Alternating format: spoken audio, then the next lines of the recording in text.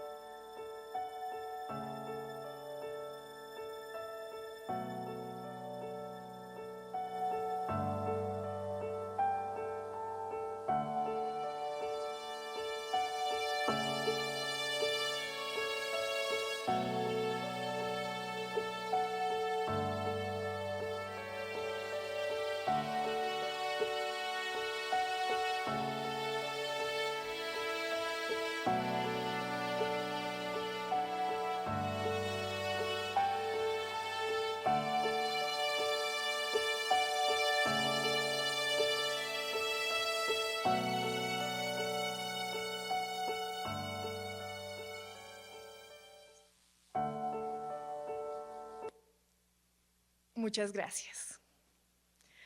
A continuación, daremos paso al conversatorio El cuidado de la vida a 3 años de la pandemia. Para esto, vamos a presentar a nuestros invitados y panelistas. Entonces, yo les iré presentando y ellos nos acompañarán arriba en el auditorio. Zulma Cucunúa. Es médica de la Universidad Pedagógica y Tecnológica de Colombia, magíster en Salud Pública de la Universidad Nacional de Colombia y PhD en Epidemiología de Enfermedades Infecciosas del Imperial College London en el Reino Unido. Ha trabajado en el Centro MRC para el análisis global de enfermedades infecciosas en el Imperial College, donde actualmente ocupa un puesto como profesora honoraria. Es profesora asistente de epidemiología de enfermedades infecciosas en la Universidad Javeriana de Bogotá. La invitamos a pasar, doctora Zulma.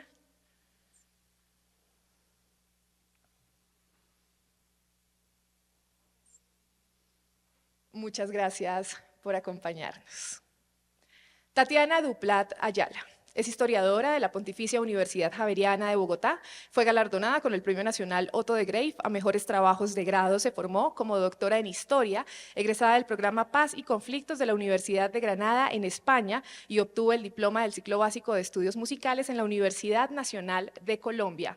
Cuenta con amplia experiencia en la implementación de proyectos de cultura, comunicación y cambio social. Ha sido asesora del Ministerio de Cultura, socia fundadora de Caracola Consultores, directora de Señal Memoria de RTBC, gerente de la Red Distrital de Bibliotecas Públicas de Bogotá y directora de contenidos de la Alcaldía Mayor de Bogotá. Gracias. Guillermo Reynoso. Es editor de la sección Bogotá del periódico El Tiempo, periodista de la Universidad Central. Tiene 28 años de experiencia como corresponsal, periodista económico y de investigación y editor. Ha sido galardonado con varios premios de periodismo, entre ellos el Simón Bolívar. Guillermo es sobreviviente de la pandemia. Por complicaciones del COVID-19 permaneció en la UCI del Hospital Simón Bolívar y afortunadamente pudo recuperarse de la enfermedad. Guillermo.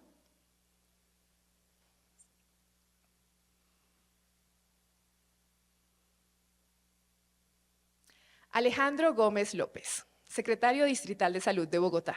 Es médico especialista en auditoría de salud de la Universidad CES y en finanzas de la Universidad EAFIT.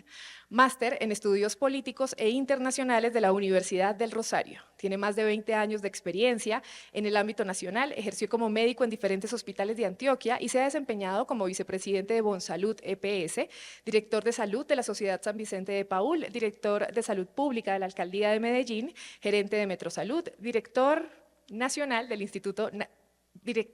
Nutrición del Instituto Colombiano de Bienestar Familiar. De igual manera, ha sido docente de las universidades CES, Rosario, EAFIT y Autónoma de Bucaramanga. Secretario.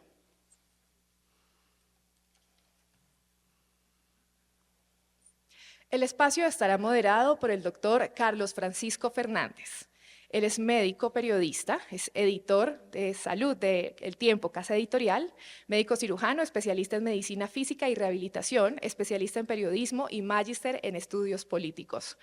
Fue presidente de la Asociación Colombiana de Sociedades Científicas, de la Asociación Colombiana para el Estudio del Dolor en 3 periodos y de la Asociación Colombiana de Medicina Física y Rehabilitación. Es maestro de la Fundación Nuevo Periodismo en temas de salud y ciencia. Es director de la Unidad de Rehabilitación del Hospital San Ignacio, donde también ejerce como profesor de la Universidad Javeriana. Doctor Carlos Francisco.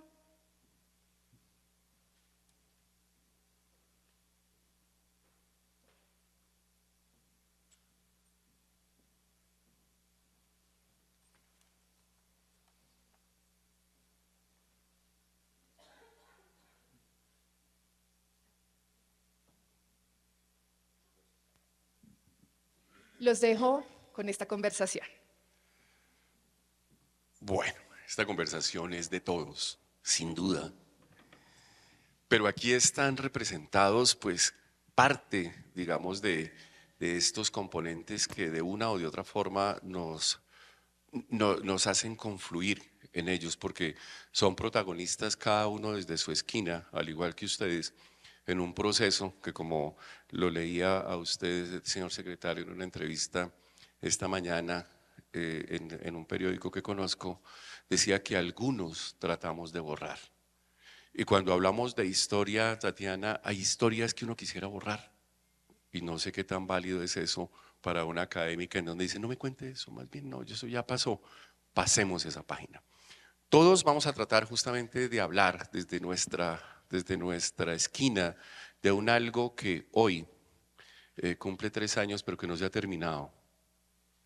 Uno mira y está ahí está, latente todos los días y hasta que alguien allá diga, se acabó la pandemia, pero ahí está todavía. Entonces, vamos a charlar, como siempre, aquí, como si estuviéramos entre casa. Primero, pues obviamente a la Secretaría de Salud, obviamente al señor secretario, por esta invitación que de verdad nos compromete a todos. Empiezo por mí, pues, obviamente cuando uno está moderando esto se puede dar ciertas licencias con todo respeto.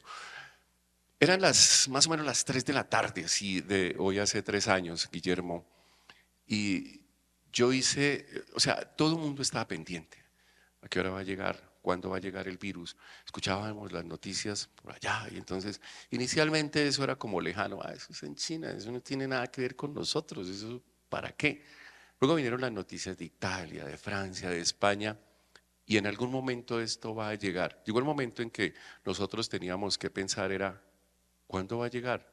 ¿O a qué hora va a llegar? Porque que va a llegar el virus. Eran como las 3:30, 4 de la tarde.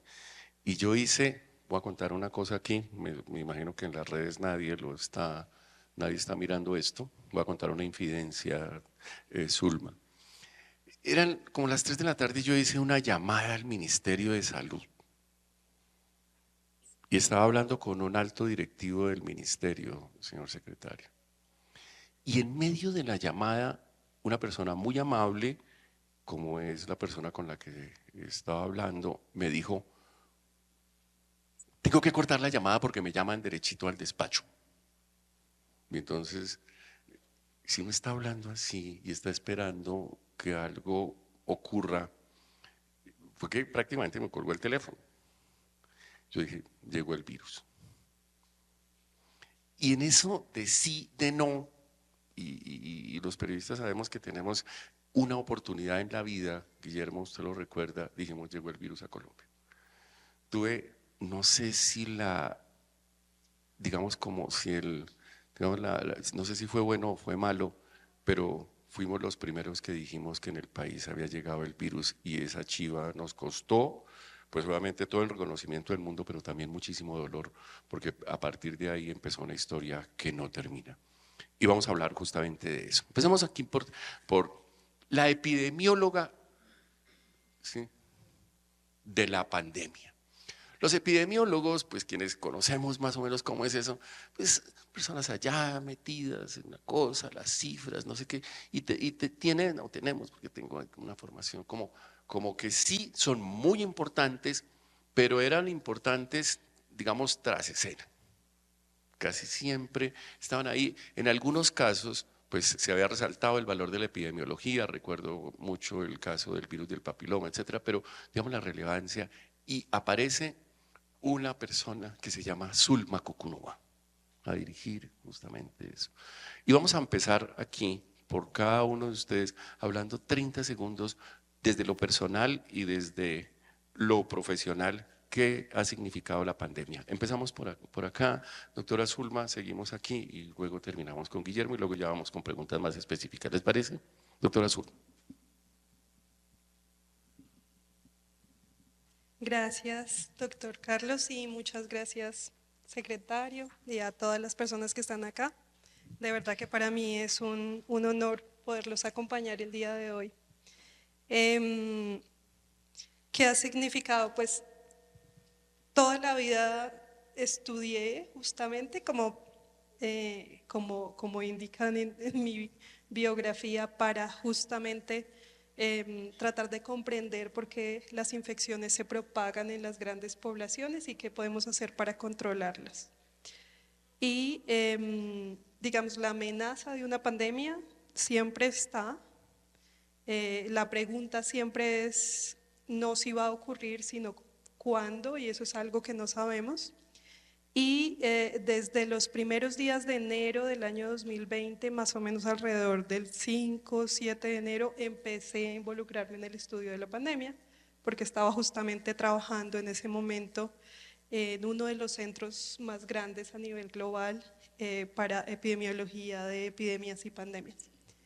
Y desde entonces, yo creo que alrededor del 15 de enero, que para nosotros era muy claro que la situación en China estaba indicando pues estos números epidemiológicos, números reproductivos, letalidad muy altas, comparables a la pandemia que tuvimos hace más de un siglo. Para nosotros iba siendo cada vez más claro que íbamos a estar en un escenario muy complejo. Y para mí la preocupación estando en el Reino Unido se convirtió en ¿qué vamos a hacer en Colombia? A pesar de que uno piensa, claro, está en un centro que está pensando a nivel global, pero la preocupación, ¿no?, por el país de uno, por la gente de uno. Entonces yo creo que a partir de ese momento se convirtió en un trabajar casi 24/7. Yo creo que por ahí por 2 años estuvimos en esa situación. Entonces fue muy desafiante, pero a la vez, pues cuando uno ve que hubo un impacto, que se salvaron vidas y que alrededor del mundo, científicos, científicas, pudimos unirnos y colaborar a nivel global para generar algunas soluciones. Yo creo que pues es un reto que fue muy duro desde lo personal, pero desde lo profesional siento que es algo que valió la pena y que para el campo específicamente de la epidemiología la puso puso un reflector sobre la importancia de esta disciplina y puso una perspectiva muy grande también hacia el futuro, porque vamos a seguir enfrentando estos desafíos. Qué bueno tener una influencer, entre comillas, a mí la palabra no me gusta mucho, como la doctora Zulma. Era uno, le decía uno a los colegas, váyase a la cuenta de la doctora Zulma a ver qué pasó. Lleva 2 días que no dice nada, entonces era como orientar, es decir, era una verdadera influencer. Echemos para allá, echemos para acá. Sí, y obviamente pues, siempre tan técnica. La historia. ¿Eso sí de verdad partió la historia en dos? Completamente. Buenos días a todos y a todas. Muchísimas gracias por venir, muchísimas gracias por invitarnos, por aceptar la invitación.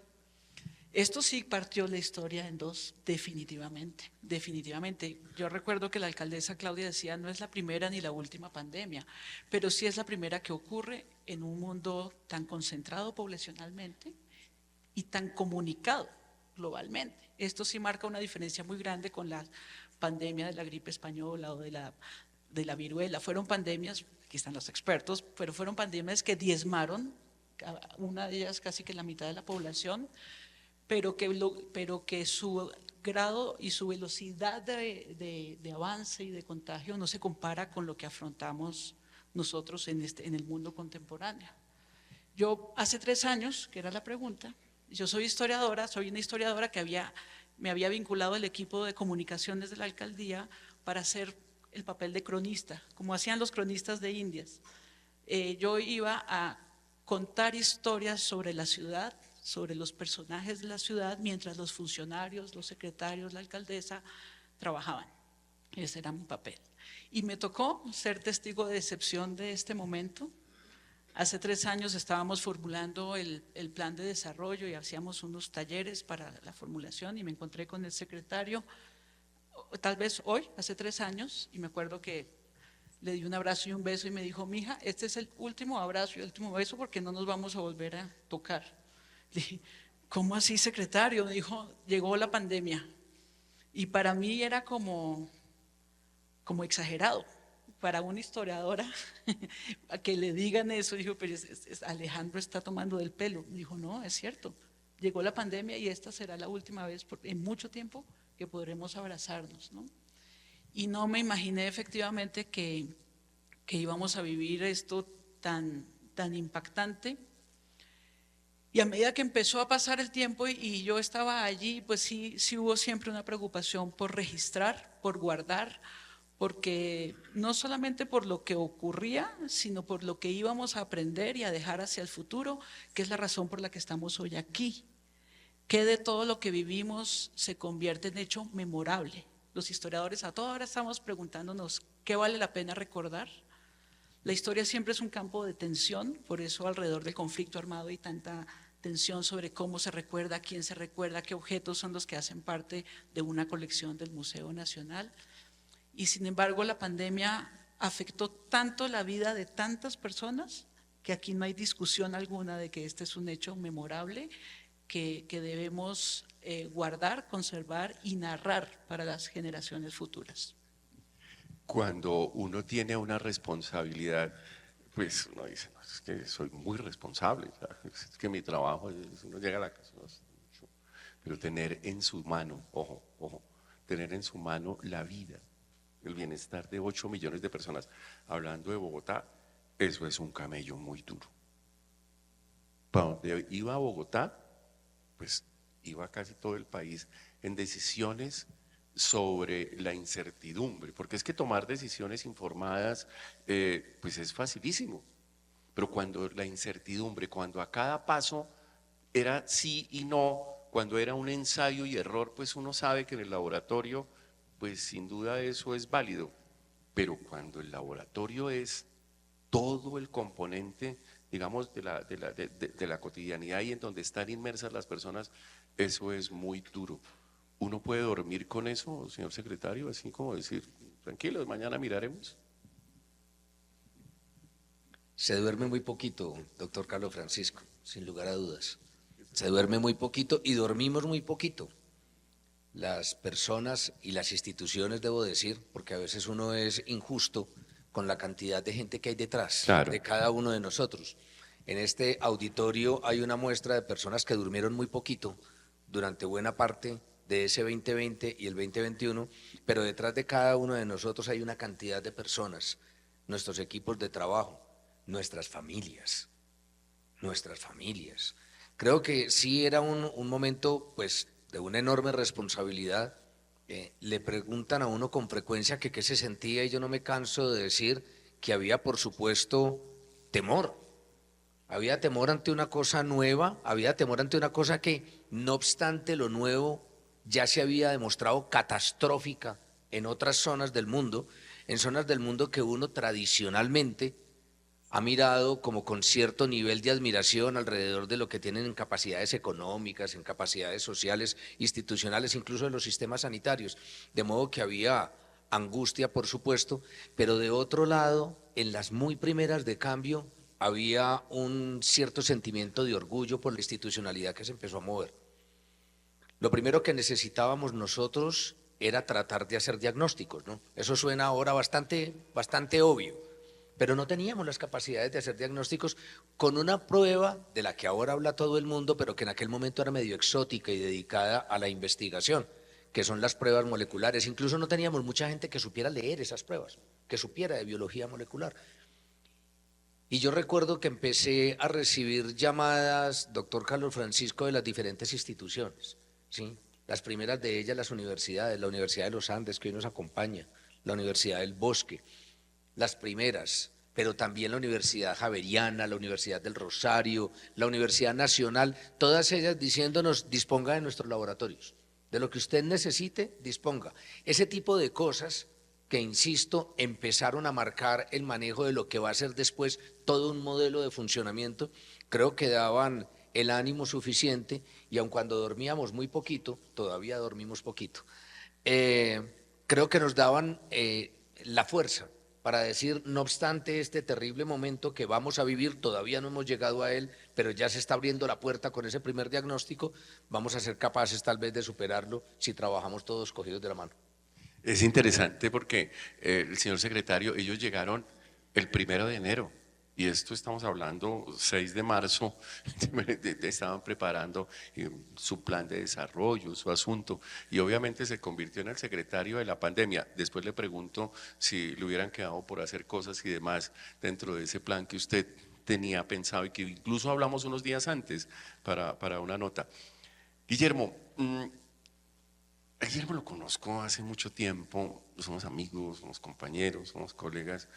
Pero digamos que este componente digamos porque quienes tuvimos COVID, eso es un diagnóstico terrible, o sea, viendo todos los escenarios y uno como, los médicos somos pésimos pacientes, uno piensa que es que se va a morir mañana y obviamente eso en la pandemia se impresiona mucho más.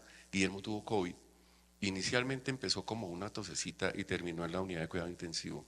Es la única persona con la que yo hablaba en la madrugada en cuidado intensivo para que me contara cómo era el asunto en una unidad de cuidado intensivo en la madrugada. Y yo le hablaba con la idea de que algún día íbamos a escribir esa historia, Zulma. Pero mentira, yo le hablaba era porque yo no me imaginaba a este pisco solo allá, simplemente viendo que las camas se desocupaban. Me ha dicho cuenta la historia, Guillermo. Carlos Francisco, doctora. Bueno, les agradezco mucho la invitación. Pues realmente pasar de cubrir las noticias, de ir a esos momentos, a esos eventos, a enterarse que muchas personas cercanas habían fallecido, a vivir la misma situación, a estar pues primero a estar confinado, pues que me contagié y además llevé el virus a la casa, y estar confinado en la casa y después ser trasladado en medio de las dificultades, porque en ese momento No había camas. no había camas, no había ambulancias. A mí me tocó llamar a una amiga que maneja en Villavicencio, que es la que responsable de todo el tema de allá en Villavicencio, de las ambulancias, y decirle, usted no tiene un contacto de ambulancias para que me puedan trasladar al hospital, yo no podía salir sin oxígeno del apartamento. Y tenía que irme y me estaban esperando, por lo menos que llegara allá a ver si me conseguían una cama, en el Simón Bolívar. La idea era que, como él no sabía, era váyase al hospital a que le echen una miradita. Pero resulta que la miradita era que él ya estaba desaturándose en la casa. Y entonces yo le insistía, hay que ir. Y obviamente en Bogotá no había en ese momento, las camas estaban a full y estaban en la época, señor secretario, en que trasladaban a la gente afuera. Y obviamente en esa etapa era, váyase ya, una desaturación. Y él nos reportaba y nosotros pues obviamente, porque ya lo estaban tratando, pero era simplemente el seguimiento y es ahí en donde termina hospitalizado en el Simón Bolívar. Sí, y como usted me preguntaba, Carlos Francisco, realmente estar en una UCI, pues yo lo asumí con mucha tranquilidad realmente. Yo no dejé de ser periodista en la UCI. Gracias a Dios a mí me permitieron tener el celular y yo tomaba datos, hice fotos, ¿sí? Y vi situaciones muy dolorosas. Los padres hablando con sus hijos, pero por teléfono y en altavoz además, que uno escuchaba las conversaciones, ¿sí? La esposa pidiéndole,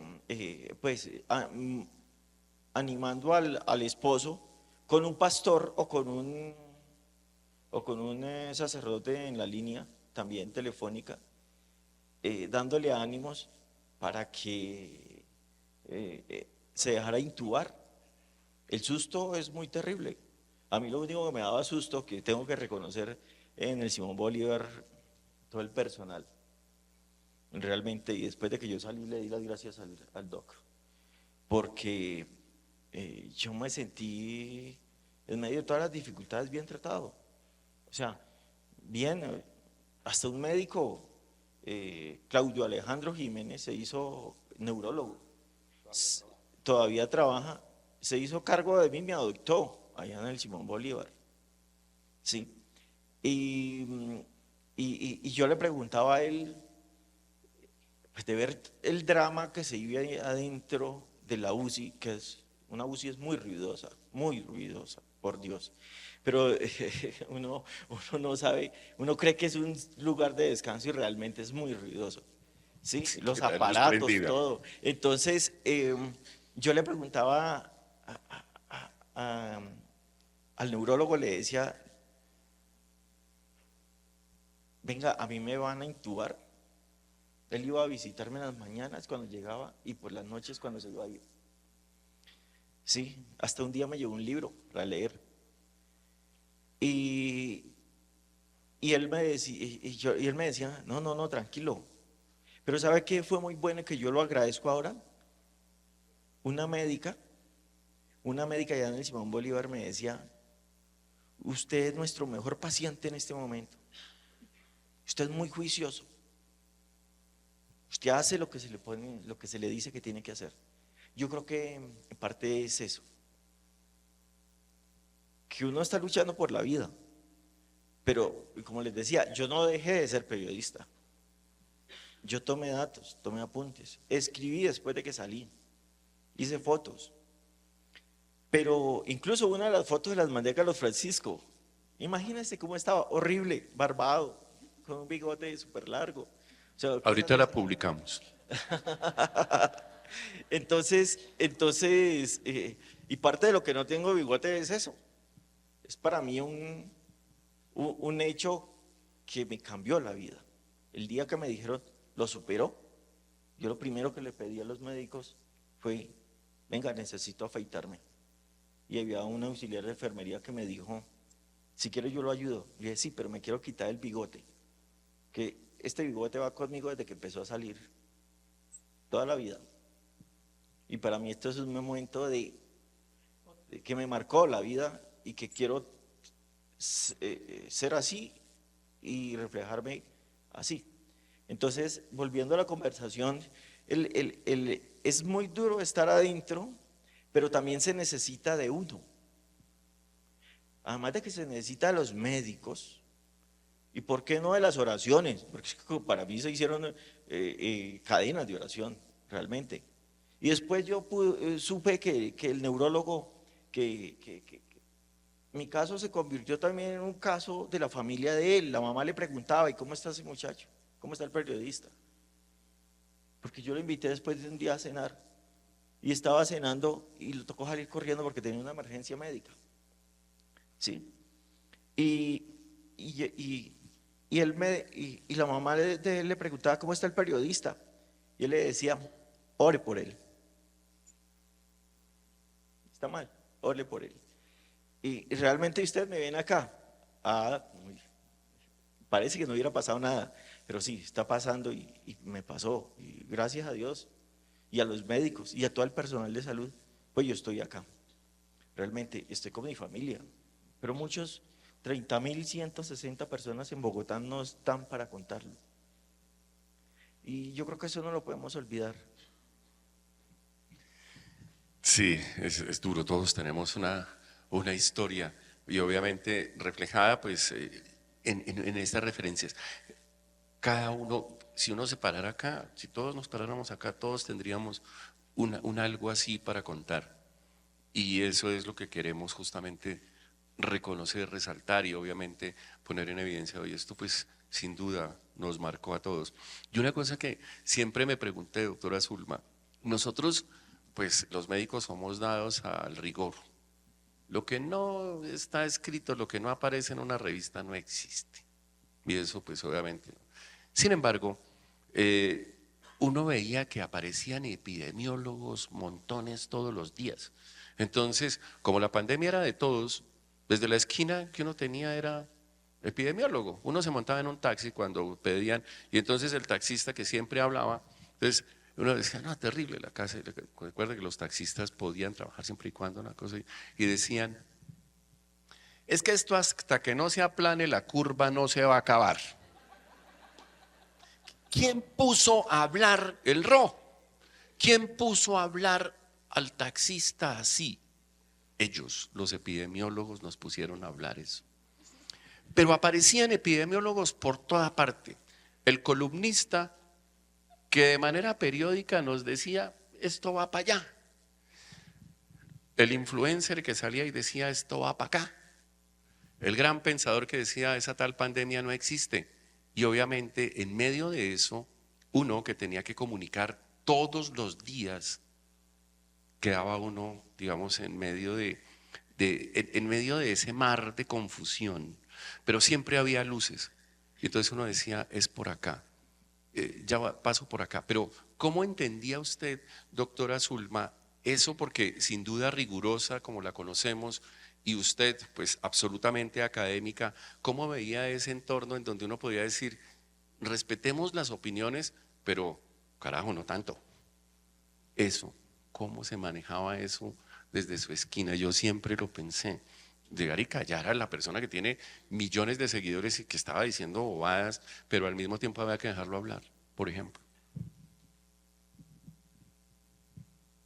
Sí, justamente, pues realmente yo no utilizaba mucho Twitter hasta antes de la pandemia, pero sí una de las cosas que motivó el hecho de que yo empezara a usar esta red social en particular, porque no pude lidiar con ninguna otra, fue justamente la desinformación. Y recuerdo que a comienzos de febrero, porque había ya bastante desinformación, la Organización Mundial de la Salud tomó esto muy en serio, hizo como tuvo ciertas conversaciones como con las grandes plataformas Google, por ejemplo, para que si uno hacía una búsqueda en Google, la primera cosa que apareciera fuera la información oficial de la OMS y la información oficial de cada país, antes de que aparecieran noticias falsas.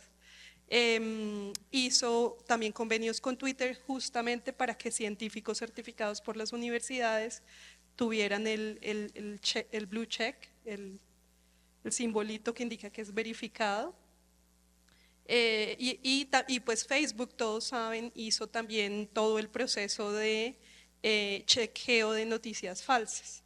Es decir, todo eso empezó muy temprano y varios científicos pues al ver esta desinformación, pues dijimos, bueno, aquí nos metemos en esto y empezamos entonces a tratar de informar precisamente con la idea de poder como aclarar esa confusión. No fue nada fácil y como tú dices, es decir, combatir la desinformación, que es uno de los grandes males de nuestro tiempo, es muy complejo y una sola persona no puede hacerlo. Hay de todo, obviamente, hay personas que lo hacen incluso de buena fe, yo creo, pero también en el fondo hay cierta como manipulación de las noticias, por ejemplo, por clics de muchos medios de comunicación, desafortunadamente. Y también, por ejemplo, lo que se está viendo en Estados Unidos, hay movimientos políticos que están incentivando, por ejemplo, todo este movimiento antivacunas que quiere réditos políticos en última instancia. Entonces, es un problema muy complejo. Yo creo que si varios de nosotros tenemos esa posibilidad de servir de cierta manera con rigurosidad, a informar adecuadamente, ese es uno de los caminos, pero ciertamente sí es un problema muy complejo que se explotó durante la pandemia, pero que hoy en día sigue siendo muy difícil de llevar. Sí, era muy complicado, porque primero porque en cada uno de nosotros hay un médico. Todos tenemos un médico inspector, que no. Llega alguien a su trabajo, a su oficina y diga, tengo dolor de cabeza, ahí mismo todo el mundo le asegura el remedio, porque eso es. Y obviamente todos tenemos una referencia adentro de cómo nos ha ido. Y por supuesto, cada referencia esa la convierte uno acá. Pero también en esto, como hoy en día, todo el mundo es un comunicador porque tiene sus redes, porque tiene su chat. Y todos los días uno aparece en un grupo de chat. Todos los días uno aparece en un grupo de chat. Y en los que uno aparece en el grupo de chat, de ese grupo hay otros que hacen un subgrupo de chat en el que uno no está, para hablar de uno, o para que a uno no lo inviten. Entonces, esto se multiplicó en la pandemia. ¿Por qué? Porque resulta que cada uno tenía una opinión. Y entonces, en eso, como decía, la infodemia, a mí el término no me gusta mucho, ¿sabe? Pero no sé, me parece como un poquito. Pero bueno, era eso, otra epidemia que era la epidemia de la mala información o de la información no acertada. ¿Cómo se construye la historia y ustedes cómo hacen? ¿Ustedes filtran y dicen, este sí, este no, este está, o se van a la fuente oficial, o cómo es el asunto? Nuestro trabajo es parecido al de los epidemiólogos, pero después. Ahora empieza a acabar el trabajo de ustedes y empieza el de nosotros. Y antes está el de los periodistas. Es el mismo trabajo. Finalmente es recopilar información que viene de distintas fuentes, primarias y secundarias, fuentes escritas, datos brutos, no es que los datos sean brutos, sino datos que no dicen nada, ponerlos a hablar en contexto, investigaciones previas que se cruzan para comprobar una hipótesis. ¿Cómo finalmente. cae dentro de un historiador cosas como esta? Ese virus fue inventado. Ah, no. No. Lo primero que hacen los historiadores es buscar No. información fiable. No, es que la información fiable incluso está ahí, ¿cierto? Zulma llega y le dicen, y hay gente que le muestra a uno todos los elementos y todos los estudios donde uno simplemente, uno tiene que buscar revistas y no sé qué, y dicen, ese virus fue inventado, por ejemplo. ¿Cómo se filtra eso en una historiadora académica como usted? No, es exactamente el mismo método de investigación científica, en este caso el campo de las ciencias sociales, pero en el momento de la pandemia los historiadores realmente lo que hacen es lo que hicieron los epidemiólogos en diciembre, enero, es decir, esto va a ser importante después. Ellos lo pensaron a unas semanas después. Nosotros, y digo nosotros porque estamos en el Museo Nacional que acogió inmediatamente Buenísima la propuesta de hacer una exposición sobre la pandemia, porque los historiadores desde el principio dicen, esto va a ser un hecho histórico y tengo que reconocerlo hoy porque va a ser la memoria del futuro. Claro. ¿Y por qué es la memoria del futuro? Porque es un hecho que, como nos marcó a tantas personas, a toda la humanidad, permite construir un sentido compartido de lo que somos. Es un elemento constitutivo de identidad, identitario. Entonces nuestro trabajo es en ese momento dejarlos a ellos trabajar, pero estar atentos a lo que puede constituir un hecho histórico y registrarlo. Alguien tiene que contar la historia para las generaciones que vienen. Yo empecé a hacerlo y dije, voy a escribir la historia de la pandemia desde el plano médico periodístico y voy a hacerlo de una forma didáctica, y empecé a escribirlo con un caricaturista que conoces, Guillermo, y empecé a hacer, vamos a hacer una historia donde la entienda todo el mundo, con caricaturas para que alguien mañana, niño, entienda. Íbamos avanzando bonito, les puedo mostrar un proyecto muy bonito con el caricaturista, y al pisco le dio COVID. ¿Y cómo le fue? 3 meses en UCI. Ay, Y después ya no pudimos seguir con el proyecto, así que le voy a pasar eso para que su merced continúe con eso, porque tal cosa, tal cosa. 19 de marzo. La alcaldesa Claudia López dice, vamos a hacer un simulacro y vamos a poner en cuarentena este fin de semana a la población de Bogotá. Viernes, 8 de la noche, y por alguna razón X, sí, nosotros también dimos una chiva que era terrible. El país entra todo en cuarentena a partir del próximo miércoles, después de que se fusionaran, digamos, ese componente de simulacro de Bogotá, y entraba el país. Esa noticia fue absolutamente definitiva en el país. Era la cuarentena, tuvimos una de las cuarentenas más largas y obviamente por esa razón se adaptó también el sistema de salud. Pero ¿cómo se toma esa decisión, señor secretario? Uno dice, porque es que no estamos diciendo, no, es que hoy tranquilito salga que mañana va a llover. No, eso no era el pronóstico del tiempo, era algo que nos iba a marcar definitivamente la vida. Yo participé, bueno, cuando me sienten aquí a moderar a algunos de ustedes, yo les cuento cómo participé en esa cosa de la cuarentena, y por esa razón pude dar la primicia. Pero ¿cómo se toma esa decisión? Porque uno simplemente la cuenta, uno no toma la decisión, pero quienes toman la decisión son las autoridades, digamos, administrativas y políticas de la ciudad, pero con soportes desde el punto de vista técnico. Y la cabeza técnica en Bogotá era el señor secretario. ¿Cómo se toma eso? No, tranquilos, vamos a cuarentenar a 8 millones a ver cómo les va. No, eso debe tener unos componentes muy, muy complejos, muy complejos. ¿Cómo se toma esa decisión, señor secretario? Pues con mucha responsabilidad. Y digo con mucha responsabilidad porque en pandemia, como siempre, pero en pandemia particularmente, yo era muy consciente de todas las decisiones que tomaba y de todas las decisiones que no tomaba. Claro. Porque siempre elegir es abandonar algunas alternativas. Cuando nosotros empezamos a hablar de cuarentena, hay que poner el tema en contexto. La cuarentena o el aislamiento no evita la transmisión del virus. Para nada. Lo enlentece, nos da más tiempo. Aplana la curva. Lo que no teníamos aplana la curva o Como la decía suaviza. como el taxista, o sea. La suaviza. Nosotros ya teníamos elementos suficientes para saber cuánto era la posibilidad de infectar por cada persona infectada, lo que llamábamos el número de reproducción, ¿no? Que todos lo empezamos a manejar de manera con mucha solvencia cultural. Entonces, si teníamos claro a cuántas personas podía infectar una persona que estuviera botando el virus, que estuviera infectada, lo que necesitábamos era ganar tiempo para dotar a la ciudad y al país de más unidades de cuidados intensivos. El punto estaba allí. Era una carrera contra la dotación de unidades de cuidados intensivos. En un momento en que le dijimos a la red hospitalaria, no haga nada distinto a atender COVID, no haga nada. Le cerramos los quirófanos, le cerramos las endoscopias, le cerramos las ecografías, le cerramos absolutamente todo, la consulta externa.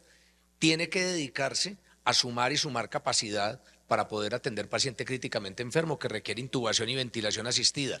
Pero en el mientras tanto, mientras conseguíamos las camas, mientras conseguíamos los aparatos, mientras se capacitaba a la gente, esto no es soplar y hacer botellas, por más Terrible. de que en los medios de comunicación se pensara que era soplar y hacer botellas. Sí. Entonces había un fenómeno comunicacional, Guillermo y Carlos Francisco, muy tenaz, y es que no había más noticias. No, no, pues es que no Esto podía era un haber, agobio. es que no podía haber más noticias y uno no podía poner todos los días la misma noticia. Póngase el tapaboca, manténgase distante y lávese las manos, porque para el editor y el director del periódico, eso ya no es noticia, hermano. Entonces calcule usted lo que era para el secretario de Salud hablar con los medios de comunicaciones.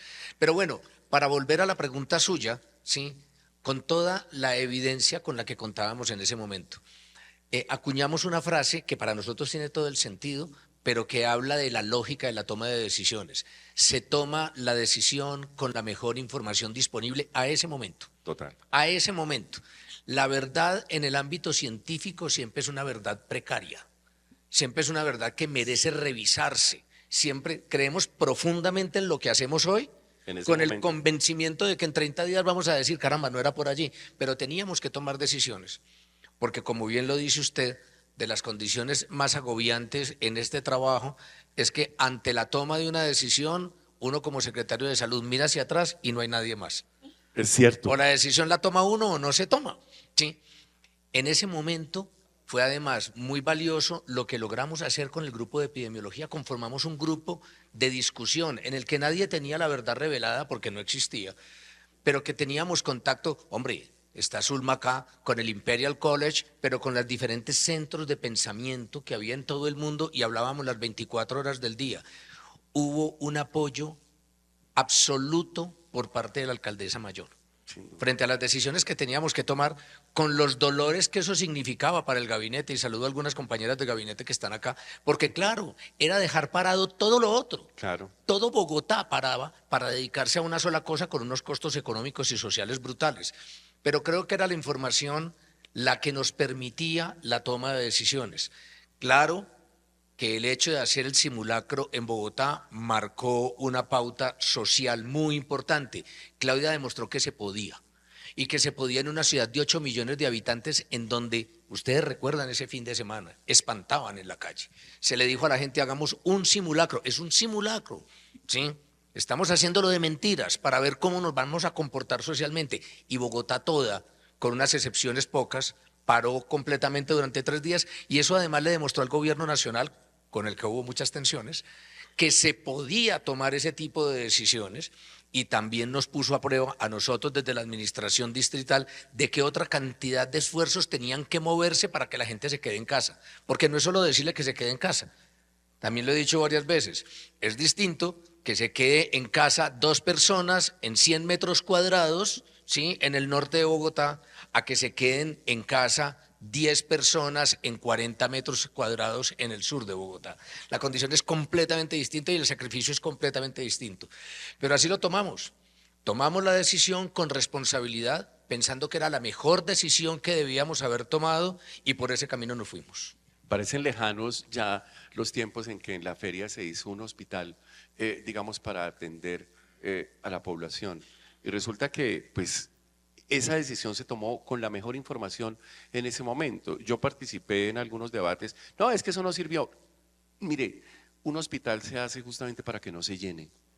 Y uno en ese sentido, es decir, el hecho de que no se hubiera llenado sin duda marcaba que algo se estaba haciendo, porque la gente de pronto, y nosotros en los medios esperábamos, era que eso se hubiera reventado porque hubiera tenido sentido y obviamente no existiera detrimento patrimonial. Pero ¿cómo le explica uno eso a la gente? Es muy difícil. Es muy difícil, ¿o no, Guillermo? Porque, por ejemplo, frente a cosas como decían de esto, tapabocas sí, tapabocas no. Y llegaban, el tapabocas, la Organización Mundial de la Salud dice que no. Discusiones, por ejemplo, como esta. El virus se transmite por el aire. Esto resulta que es fácil, eso llegaba la noticia por un cable y entonces se sienta uno y dice, no, pues el virus se expande por el aire, ya, se acabó.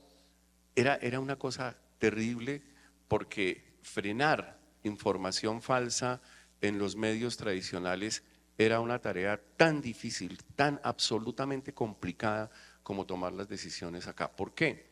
Porque mucha gente obviamente toma eso como verdad absoluta. Las dificultades eran terribles.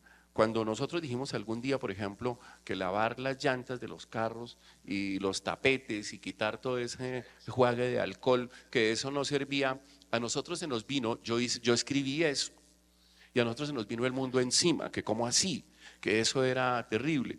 Pero yo tenía la evidencia de que eso no servía, pero resulta que eso lo compartíamos entre poquitos y había un poco de gente que vendía ya cabinas con aspersores y con tapetes y el asunto, y quitar eso pues era muy difícil. ¿Cómo se maneja eso en un periódico? Imaginémonos que yo no conozco el tiempo. Bueno, que no conoce, sí, que no conoce el tiempo. Fue fundamental Carlos Francisco en toda esa información, realmente. Y hay que reconocerlo porque nos aterrizó muchas veces, nos hizo filtro, porque igual somos ciudadanos, teníamos los mismos temores, los mismos miedos, ¿sí? Las mismas preocupaciones y nos llegaba información de todos lados que no tenía de pronto fundamento, pero eso que usted hacía en las reuniones de editores, porque hacíamos las reuniones de editores así fueran virtuales, pero eso que hacía nos empoderaba también porque nos daba información de primera mano, confiable, pero además eso nos llevó a que no podíamos prestarle atención a nada y realmente pues en el tiempo, a nada que salga sin ningún fundamento, ¿sí? Y en el tiempo pues siempre hemos tratado de hacer ese tema, esa es una de las premisas de que las informaciones estén sopesadas, estén realmente fundamentadas. La doctora Cucunova fue una de mis fuentes, yo la llamaba, el doctor Carlos Álvarez igual. Y de pronto cansaba más al doctor Carlos Álvarez que a la doctora Cucunova, y ellos me atendían y me explicaban y se tomaban el tiempo de contarme cómo podía ser. Yo me acuerdo que hicimos una ilustración, así como usted dice, Carlos Francisco, que estuvieron haciendo unas caricaturas, unos dibujos sobre eso. Hicimos también unos dibujos donde le contábamos a los ciudadanos cómo se podía contagiar usted en el transporte público, por ejemplo. Porque a pesar de que la ciudad se paró, había también un montón de personas que seguían movilizándose por la ciudad, ¿cierto? Y no es cierto que no había más noticias, sí, había más noticias, los corrijo, por Dios. Sí había más noticias en Bogotá, podíamos estar confinados, pero sí, hubo muchos más hechos. Hubo las peleas con el gobierno nacional, ¿cierto? Eso era así, las tensiones que se vivieron en su momento, que por qué no se cerraba el aeropuerto, que por qué sí se debía cerrar. Me acuerdo que fue de las primeras tensiones que se generaron ahí, ¿cierto? Pero sí esto nos deja unas lecciones y es que realmente, y yo creo que todos los ciudadanos lo han entendido también, porque en cierto momento nos inundaron con mucha información que no era real. Entonces, ¿qué hicieron los lectores? ¿Qué hicieron muchos ciudadanos? Empezar a acudir a los medios que les generaban confianza. Y ahí creo, y no es porque trabaje en el tiempo, pero el tiempo marcó una pauta, ¿sí? Y nos volvimos un referente en muchas de esa información. La información, Carlos Francisco cubría la información nacional. Y yo, Guillermo Reynoso, que no soy periodista con una línea de salud, que cubriera temas de salud. No, a mí me fascinaba cubrir temas de investigación, temas económicos, y terminé cubriendo temas de salud. Yo era uno de los que llamaba al doctor Alejandro acá, sí, cansaba la oficina de comunicaciones de la secretaría, sí, buscando información. Me convertí en un asiduo usuario de las páginas oficiales de Salud Data y en un transmisor de información sobre cómo debíamos cuidarnos realmente. Y yo creo que ahí nos ayudaron mucho todo el sector salud, desde sus cabezas, desde los epidemiólogos, desde los infectólogos, nos ayudaron a bajar ese lenguaje que puede ser un poco académico, técnico, científico, y a bajarlo y hacérselo sencillo al lector, a las personas, para que un poco lo entendieran. Y yo creo que eso funcionó. Sí, de las cosas que uno temía o teme siempre en los medios es abrir el canal en directo para que la gente se exprese. ¿Por qué? Porque resulta que las redes obviamente no son propiamente, digamos, espacios en donde la gente se trate bien. Miren y verán, eso es terrible. Se esconde detrás de sus avatares o de sus cuentas y dice lo que sea. Un día en el tiempo yo dije, abrámosle el espacio a la gente. Y el temor fue terrible. ¿Por qué? Porque las noticias de la pandemia eran todos los días y esperábamos siempre de manera, pues yo dije, transmitir de manera fría las cifras que esperábamos todos los días a las 5 de la tarde, pues eso era como que no. Entonces, llevando la contraria y obviamente con la anuencia de la dirección, nosotros empezamos a abrir a las 5 de la tarde todos los días de la vida, el espacio para que la gente hablara, comentara, que la gente dijera, y era bajo un lema simple: si en la gente en las redes se puede tratar, a través de los espacios virtuales se puede tratar bien, mal, porque aquí no nos podemos tratar bien. Y le respondíamos a todo el mundo. Las transmisiones empezaban a las 5 y a veces se iban tardísimo. Competíamos con un programa que se llamaba Etcétera, Etcétera, de la Casa de Nariño, y obviamente eso era una cosa terrible porque competir con el presidente era complicado, ¿sí? Entonces teníamos ahí 12.000, 30.000 personas conectadas permanentemente ahí y todos los días esperaban. Entonces la noticia se daba y se le respondía a la gente, llevábamos un invitado, etcétera, para tratar justamente de aclarar. Pero todo esto lo cuento, eso fueron por 2 años, todos los días uno se hace unos harakiris terribles porque uno no podía descansar. A las 5, ¿dónde está? No, pues aquí, la cosa. Y tocaba hacerlo. Pero, doctora Zulma, eso para explicárselo a la gente, digamos que a uno le queda un poquito más fácil porque digamos que de esa transmisión se pegaba todo el mundo y de ahí sacaban las noticias y eso era lo que nosotros queríamos hacer. Pero digamos que uno no entraba en diálogos, eventualmente uno respondía a fulano de tal que nos está diciendo que etcétera, etcétera, que la progenitora, pues obviamente uno respondía. Pero cuando uno tiene que, a mí los epidemiólogos me llaman mucho la atención, porque ellos hacen curvas para que las cosas no se cumplan. Es decir, es curioso. Ellos dicen, mi proyección de muertos va a ser tanto, mi proyección de infectados va a ser tanto, mi proyección sobre prevalencias de infecciones, es decir, los casos activos son estos. Y nosotros entendíamos que la doctora Zulma hacía sus proyecciones era para que ellos tomaran decisiones para que esas cifras no se cumplieran. Entonces uno tenía que explicar eso. Pero ¿cómo le explica a uno a la gente? No, es que esas curvas se hacen justamente para que se tomen decisiones y no se cumplan. El éxito de un epidemiólogo es que lo que ellos predijeron no se cumpla. Era curioso, pero entonces resulta que muchas veces decía, no, la doctora equivocó. Ellos están completamente perdidos, le están parando bolas a un poco de señores allá que no tienen ni idea. Ellos están hablando es allá para el Imperial College. Y uno decía, no, es que justamente de lo que se trata es de esto. Y yo en el periódico decía, no va a haber esos muertos, por favor. Es que no es que allá en diciembre, como dicen, vaya a haber tantos muertos. No, ustedes se imaginan, va a haber tantos millones de muertos. No, es que todo lo contrario, es que ellos se ponen las cifras, es para que no se cumplan. Ese pronóstico no puede salir, por favor, porque hay que darle todo un bagaje técnico. ¿Cómo se maneja eso incluso dentro de los colegas, doctora Zulma?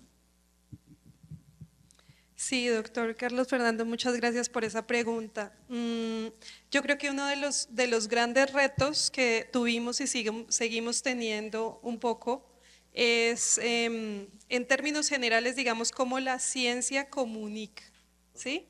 Y cómo se comunica la incertidumbre y digamos, nuestro quehacer, que para nosotros es muy obvio, no es obvio para todo el mundo. Entonces, cómo comunicamos, ¿cierto? Y ahí hay como unas grandes discusiones y posibilidades sobre, por ejemplo, mi quehacer, que es hacer proyecciones de las epidemias, ¿sí?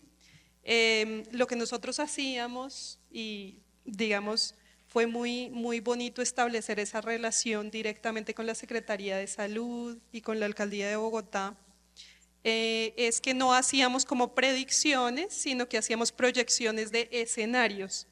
Y siempre teníamos muchos escenarios, escenarios donde, por ejemplo, no se hiciera nada, escenario donde se tomaran ciertas medidas, escenarios donde aparecieran unas variantes con ciertas características y se le mostraba al tomador de decisiones un panel de potenciales escenarios. De pronto la comunidad solo conocía uno, ¿no? El peor escenario posible o algunos de ellos, pero siempre era un panel de escenarios sobre los cuales los tomadores de decisiones podían ver las diferencias de las acciones que podían tomar. Entonces, claro, no con la información que teníamos en ese momento disponible y afortunadamente la ciudad de Bogotá contó desde el inicio con una plataforma muy sólida de datos, con Saludata, y esto ayudó mucho a que la ciudadanía en general estuviera enterada de qué estaba pasando, pero también a los investigadores que estábamos colaborando con la Secretaría de Salud a tener una robustez de datos que permitían hacer esas proyecciones. Para la mayor parte del país no era posible hacerlas, porque no se tenía el detalle. Y yo eso lo tengo que reconocer, dentro de la Secretaría de Salud y la Alcaldía de Bogotá, toda la información se puso a disposición para que nosotros pudiéramos trabajar con esas proyecciones. Pero sí, es muy complejo transmitir eso y es algo, sí, definitivamente en lo que tenemos que trabajar. Una observación, doctor Carlos Francisco, a lo que dice la doctora Zulma. Eso de entregar los datos es entregar el poder. Total. ¿No? Y eso fue un ejercicio inédito de lo que ahora se llama gobierno abierto, pero que creó Saludata y que, como dice la doctora Cucunúa, le permitió a todas las personas seguir el ritmo de lo que estaba haciendo en tiempo real la enfermedad. Pero frente a las proyecciones es una cosa muy simpática porque a mí me hacían la pregunta que le hacía yo a Zulma, ¿no? Dígame cuándo, doctora, ¿sí? ¿Cuándo se va a acabar esto? Y a mí me preguntaban en Consejo de Gobierno de eso, listo, nos tienes en el mundo a cuadritos, dinos hasta cuándo.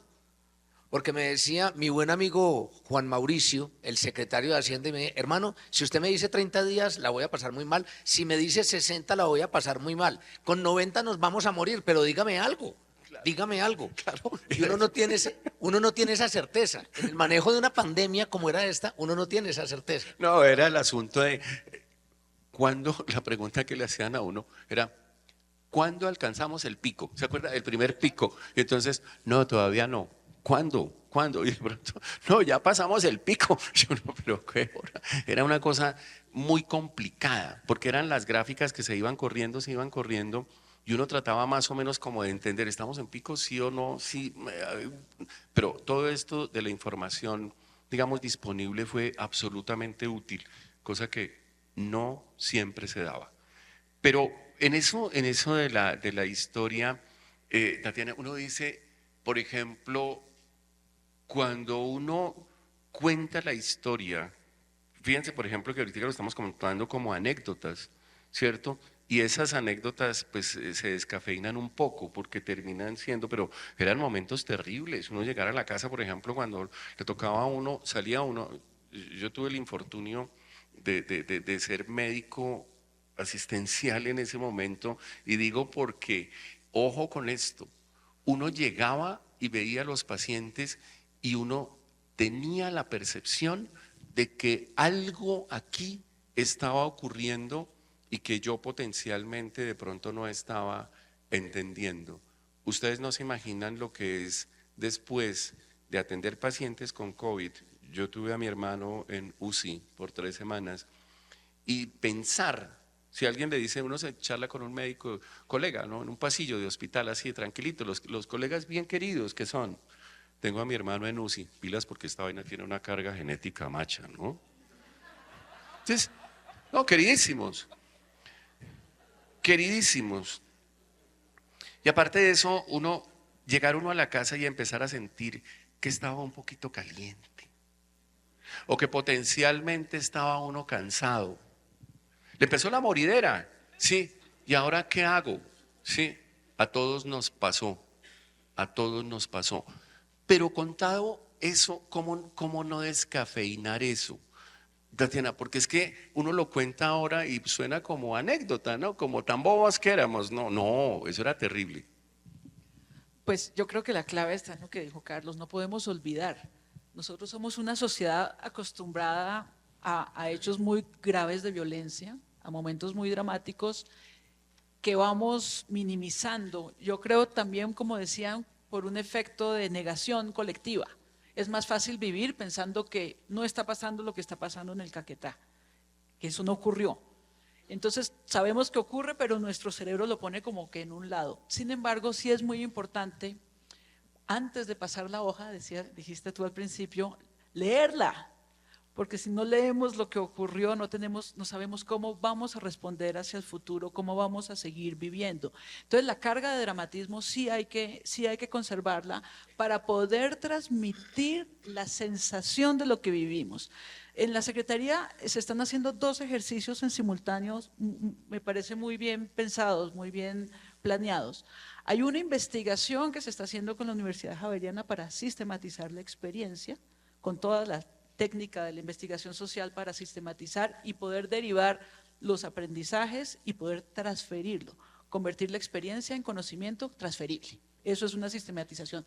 Y por otro lado, estamos escribiendo relatos narrativos con una gran carga de subjetividad, tanto del que habla como de la que escucha y escribe, que soy yo. Estoy escribiendo, precisamente pensando en eso, doctor. Carlos Francisco. Pero la idea es, y qué bueno que sea una mujer que escriba esta historia también, por lo menos en esta referencia, porque ustedes se acuerdan de todo. Voy a romper un poquito el protocolo, Zulma, señor secretario, porque ellos todos son protagonistas de esta historia. Antes de terminar, un aplauso para toda la gente del equipo de salud, no solamente de Bogotá, sino del país. Porque lo que hoy estamos viviendo, y es un aplauso que tiene que darse de pie, porque hoy, cuando el país habla de reformas de la salud, tiene que partir también de esta historia, de las cosas que somos capaces de hacer. Y cuando hablo de que somos capaces es porque aquí estamos involucrados todos. Ese componente solidario, por ejemplo, de unificar las UCI para que nadie, absolutamente nadie, independientemente de su condición social, pudiera tener el derecho simplemente de asistir con las mismas características, con las mismas condiciones en una contingencia en donde incluso hubiera sido fácil imponer mi condición económica.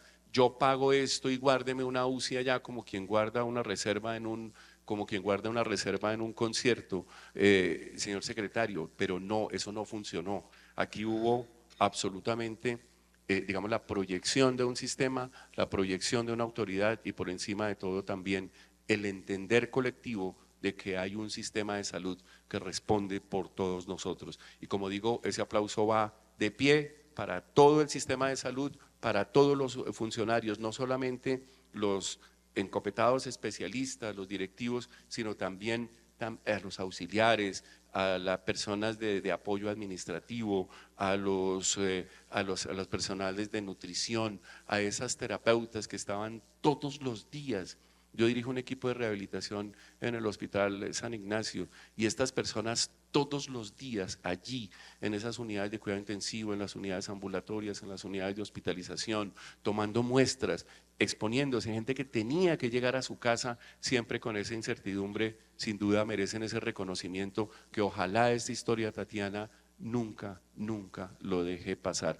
Ellos son los protagonistas en manos suyas, señor secretario. Esto parece una lambonería, no le estoy buscando puestos, señor secretario, ni nada, sino simplemente el aplauso tiene que ser de verdad permanente para esos equipos de salud y si lo vuelven a dar, de verdad que yo creo que nos debemos sentir muy satisfechos.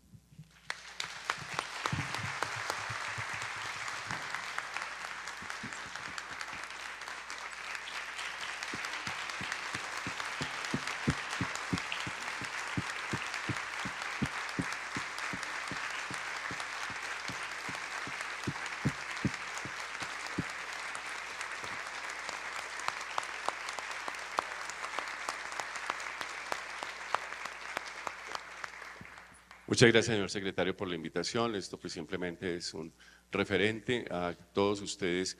Muchas gracias. Y como decía, voy a romper un poquito el protocolo, nos quedan 2 minutos. Si alguien, excúsame, si alguien del auditorio quiere contar una historia cortica desde su esquina, una historia que de verdad quieran que conozcamos, pues sin duda lo pueden hacer, porque en esto nadie, absolutamente nadie, es un actor pasivo.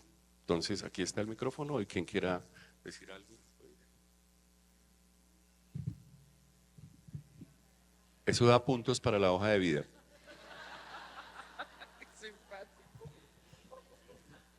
Alguien que diga algo. Sí.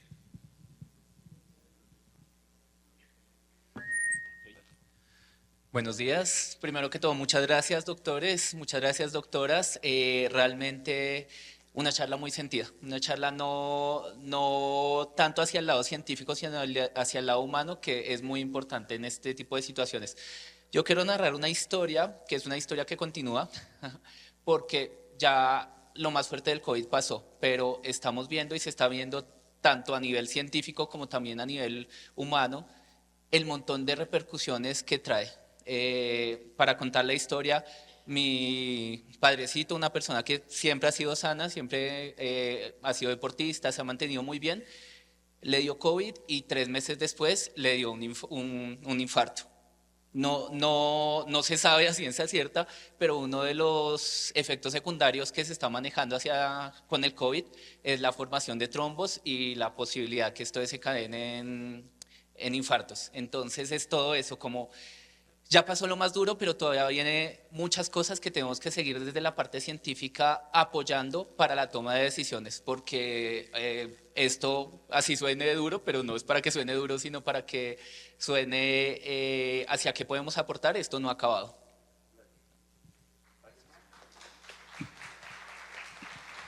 La última oportunidad y terminamos. Ven hasta Por acá. favor. Ven hasta acá.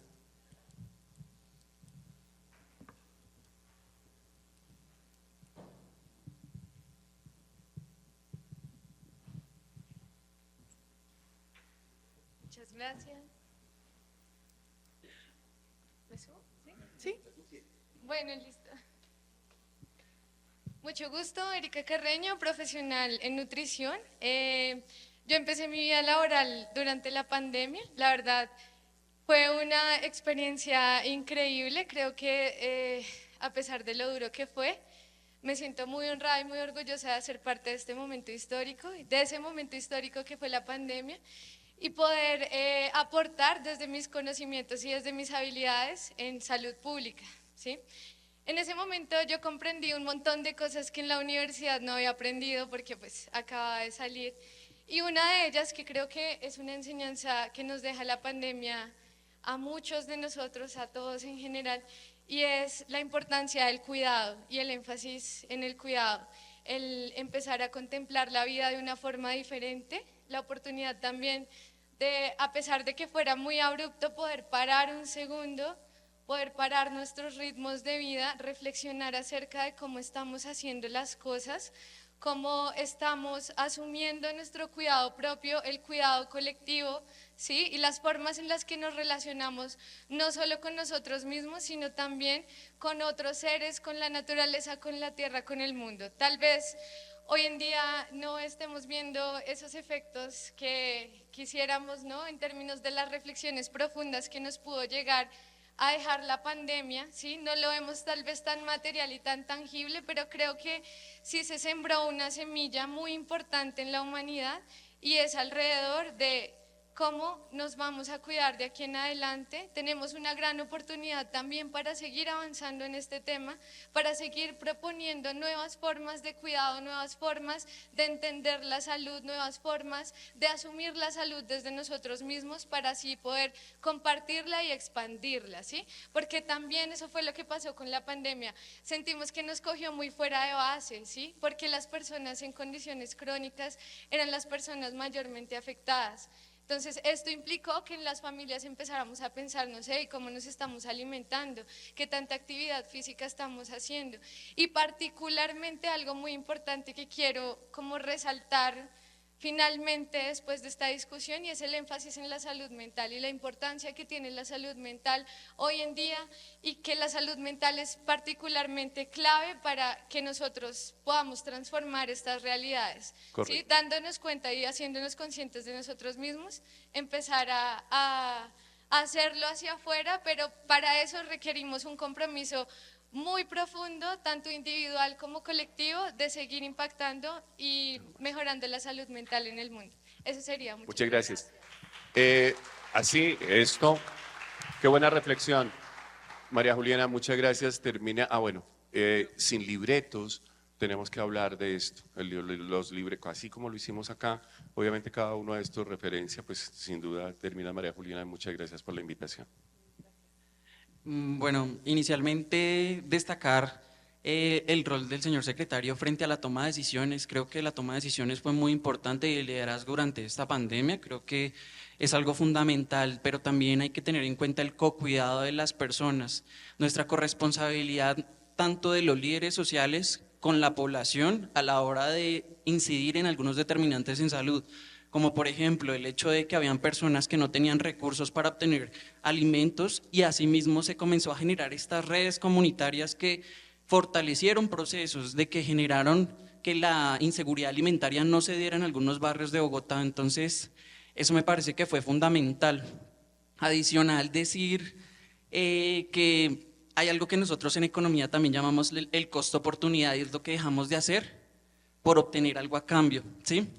Y quiero decir que la toma de decisiones me pareció que fue algo trascendental desde los liderazgos más altos, porque pudimos salvar vidas. O sea, independientemente de lo que haya sido, salvar vidas fue lo más importante que se pudo haber hecho.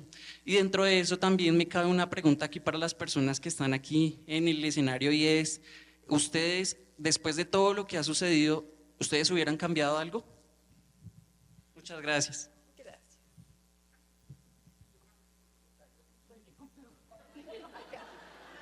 Hay que responder la pregunta. Yo creo que hubiéramos hecho lo que hicimos. Es fácil reevaluar las cosas a posteriori, y ha habido unos debates muy importantes, entre otros, que son muchos, alrededor, por ejemplo, del confinamiento y el costo que ello significó para niños y niñas. Indudablemente hay un costo altísimo que se tuvo que pagar, hubo muchas vidas de niños y niñas que se salvaron, y yo me quedaría con una frase de Claudia que para mí le daba significado a nuestras decisiones: todo lo demás lo podemos recuperar, todo lo demás lo podremos recuperar, la vida no. De modo que yo creo que el privilegiar la vida fue lo que marcó nuestras decisiones, y creo que tendríamos que hacer en las mismas circunstancias lo mismo que hicimos. Esa pregunta nos convierte a todos en lo que somos, profetas del pretérito. Después de que pasan las cosas, todos tenemos la razón.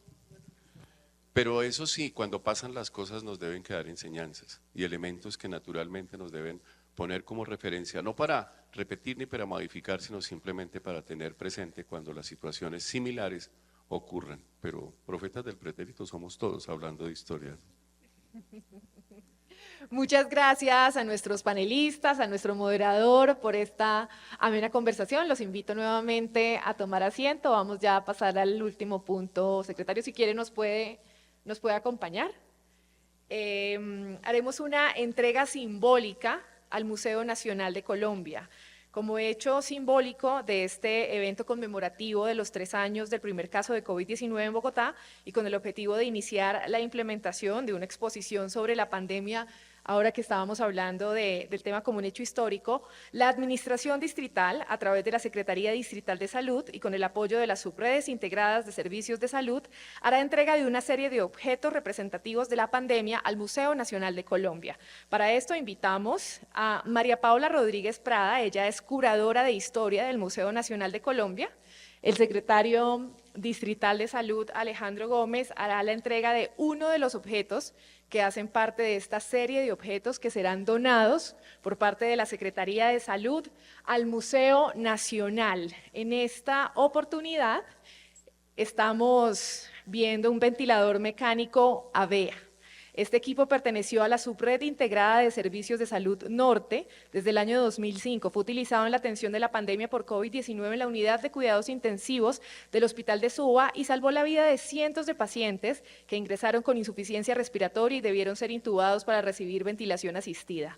Tanto el personal sanitario como los pacientes atendidos vivieron momentos dramáticos junto a este equipo que representó durante la pandemia una esperanza de vida.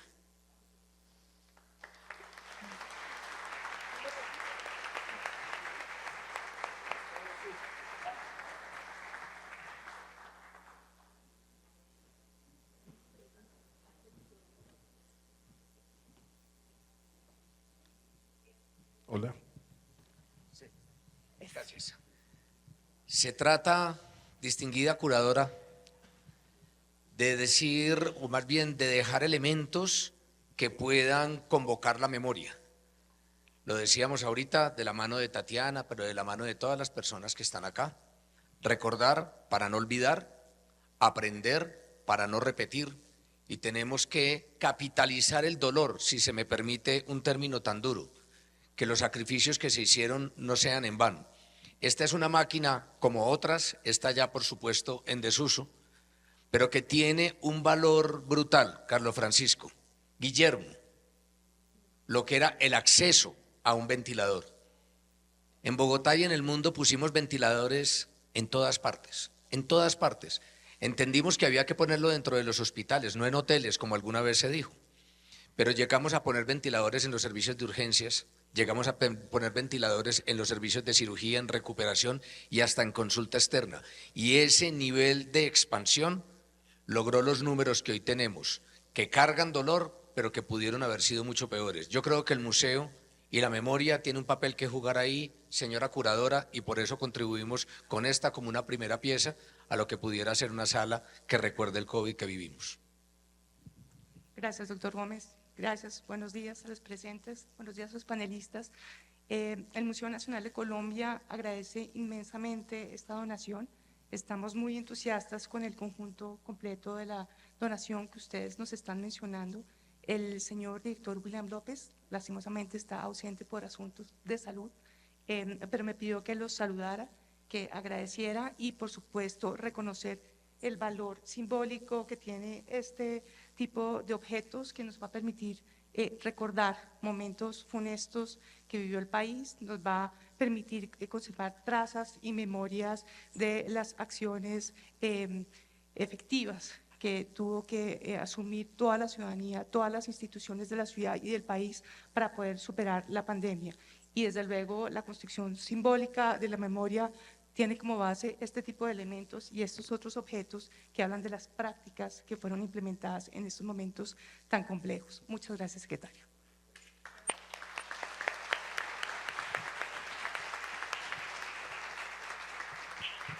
Bueno, muchas gracias al Museo Nacional de Colombia por acogernos para realizar este evento y por recibir, por supuesto, también estos objetos en donación. Gracias a nuestros panelistas, a nuestro moderador, a todos ustedes por acompañarnos, a quienes nos siguieron a través de las redes sociales de la Secretaría Distrital de Salud. Esta conversación sigue abierta. Tenemos que recordar para sanar, conversar para sanar. Feliz resto de día para todos y para todas.